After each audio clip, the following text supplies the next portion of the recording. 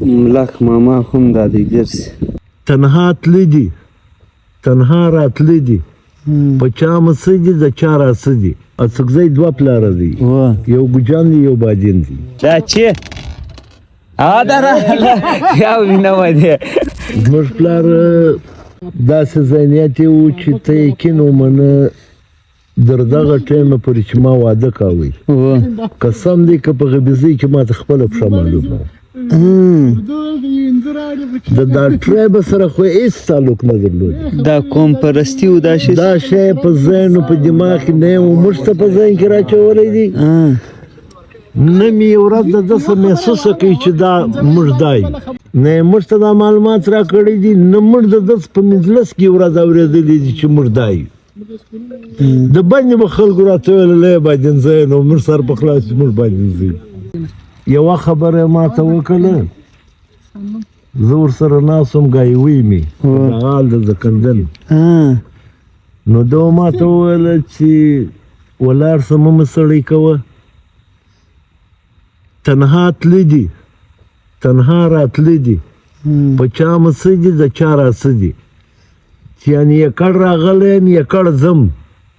نه څوک څه راکولی سي نه څوک څه کولی سي نو چې څنګه زه دې ولاړ شولم دا زما تقریبا د واده اتمه میاشته وه چې دا زما پلار وفات وکړي یاره 5 منټه بعد د وفات کړی دی خو هغه مور و دی بیا پر ما غږ نه دی کړی چې بس وسه نو مه شوړو سهار به بیا ګورو نو پلار بس دا وصیت یې موږ ته کړی دی چې بای بد مه کوئ د چا سره کوم پیدا و چاته ورسوي تاوان چاته مه رسوي سګزي کې دومره ډېر قومونه دي دا نومونه یې ستا زده دي هو ته نومونه یې راوښ دا خو بیخي ډېر دي ماشاءالله د کومه ځایه در شروع کړم سګزی دوه پلاره دی ملا سلام اخوند کتاب غواړي ملا سلام اخوند د باچا خان په دور کې دا یو شی دی پر ویلی دی د وطن په ازادي که پوهېدي څوک د کانګرس په ملګري نه دی هندو څوک نو ملا سلام اخوند پر دې باندې ډېر معلومات لري دغه هغه د سګزي قومونه خو در معلوم د پښې هغه کومې پښې دي هغه نو سګزی دوه پلاره دی یو ګجان دی یو بادین دی په ګجان کې نصرت دی نصرت بیا مختلف پښې دی علیزی دی ادوزی دی متکزی دی متخنزی دی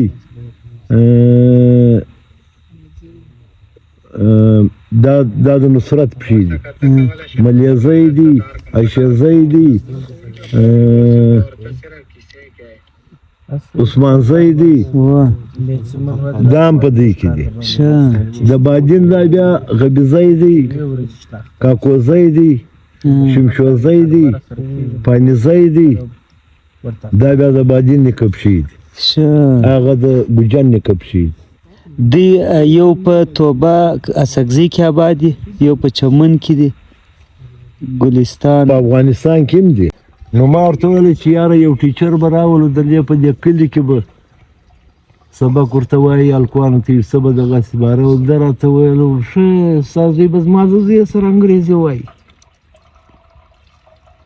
دردان راځي پرې دا یعنې په یو کلي کې په یو د یو ټرایب خلک د یوې پښې خلک دردان راځي پرې دا لا نه برداشي چې یعنې مطلب د په زوی کې ویل دا صلاحیت راشي دا پخوا وایي د عرب دا رقصه مولو چې د ده تربور به داسې لوړ کړي یا مخته به کړي نو دوی به ویلې دا تربور دی دی لکه لړم مخته بیا نه یې لکه ته ګوره موسی علیه السلام د کارون اکا دی کارون ته یې وویل چې دا زکات دا ورکه دا د الله حکم دی کارون رالی و قوم ته یې وویل چې دی ما وژني دی ما میراثي نو د الله د خوا پر ده وایي رالی چې مځکه ستا په اختیار کې ده مځکه ته حکم ورک نو ده چې مځکه ته حکم ورکړي کارون یې در دا ځایه کش کړي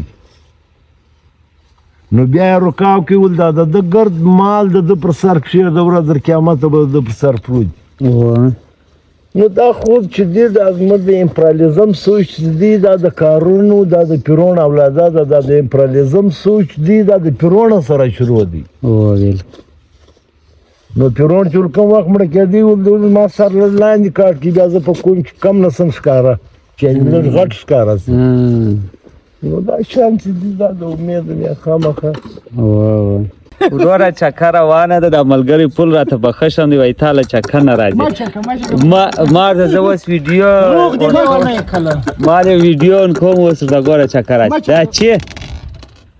دا راغله یا وینمه دی دا ویډیو خو پاور دی دا د کار وصل اوس ټربوس والا کیسه یوه دلته نه بس سیګار وکړه باید رشتاف یې اړه دا چند کې ولا یا د سټاف واره وکړه زه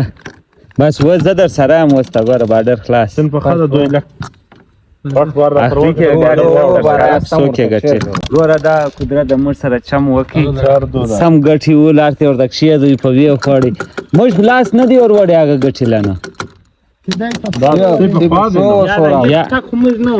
ونه موږ لاس نه دی ور وړی سینډوال دی ای مر سره یا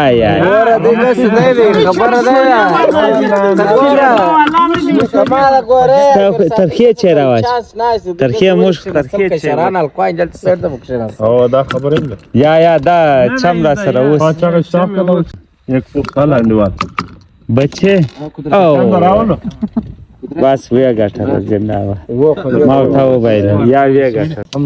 شه د خیره چي رااله قدرت خو د مر سره چم وکي وروره وس موقع نه راکې زور ته بیا به بلاره ما تاسو صحیح دي او دا واره موقع نه راکې وایا بس صحیح وس واره د دې گیم څخه خوند واخ وس موږ د دې سیر نیسو د داخل قدرت مر سره چم وکي سم چکه می ګټه دی په راوړه تو خو نه په ځل هغه په خوشحالي پر بیلا جړ به توړه پات جړ دا غمرګری دی دا جړ هغه شی پات سو دی اوس مر 5 وک راغلی دی وای په دې تور کپج کوته ولاړ دا یو ګټه 15 واره مخ ورار نیو خاړې بس قسمت یې کار نه کی خیر اوس مش ګسه قدرت نه استاته ولزه ډیکس نه جوړه دا فرق دی نه چټکا نه پرځه اځم ورور جړ سړي به توړه پات سو دی نو سیدای د نن سو بس ودی ګټاله ته چې دو پرو زاد نن بس ودی ګټاله نو هغه دی به توړه پات چې ګسه مر در ساره پور دا یک دو نه راول تی څه چم کول ته درې او کراسته ولاړ بس ولاړ سی وس بس و ګټل خلک جیر د خلک کې یار یا وس چیلنج موږ در سره ول ملخ ماما هم دا دی ګرځي دا ملخ ته لګه کوم سکی سکه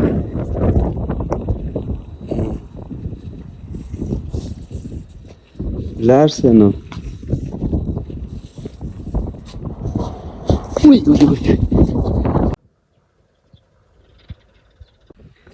شاده خیره سهار سلو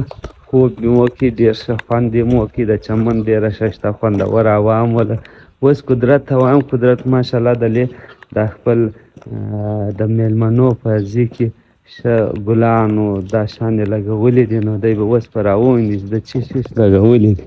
دا زما په خیال دا خو د انګور لګولي دي د انګور په دغه دی پوردکۍ هغه اوسپینه باندې سپارتاک سیستم دی دا انځر شریف ښه انځر ښه دا دې بیا کړی دی دا قسمتونه دي سړی وایي سړي ته ویل زما خو سر پېژنې ولیا ول دا نو طبیعتونه دي واده یا د انځر طبیعت دی انځر یې دې بیا کړی دی پر الله ګران یې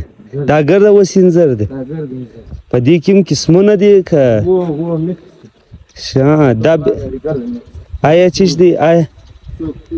آیا چیش دی شرطالو دي دا ګرده د کندهار د ګران کندهار سره چیش راوړی دی هغه د چوتیو کندهار سره نږدې است چیش د کندهار د کومه دی شاولي کوټ انځرې بولې شاولي کوټ وای جوړ انځر شاولي کوټ هغه کومه دی دا د شاولي کوټ د کندهار څخه ښه هلمند سیډ دا سیدی وایي د هلمندو د دا خوا څخه دغه چرګان خو دې هم ساتلي دي ها کار نه کوي اکتوبر راسه ښه هغې نه دا نو خوند کوي کومه دی هغې هغه دي دا چې د هګۍ نه وي نو دا چرګان خوند کوي یا د وریځو هګۍ اچي سړی سره شریک یې دونه پوښتنې کوي د شریک خو نه بیا یې څو اچي د وریځ څه به خبرې وم سړی چې زه ګروزه دلې ورته لاس وشتي چې واچي نو دا شوق سي کوي نو دا پوښتنه به هم سي کوي نو دا څو یې واچول څو یې نه واچول دا کیسې به هم سي کوي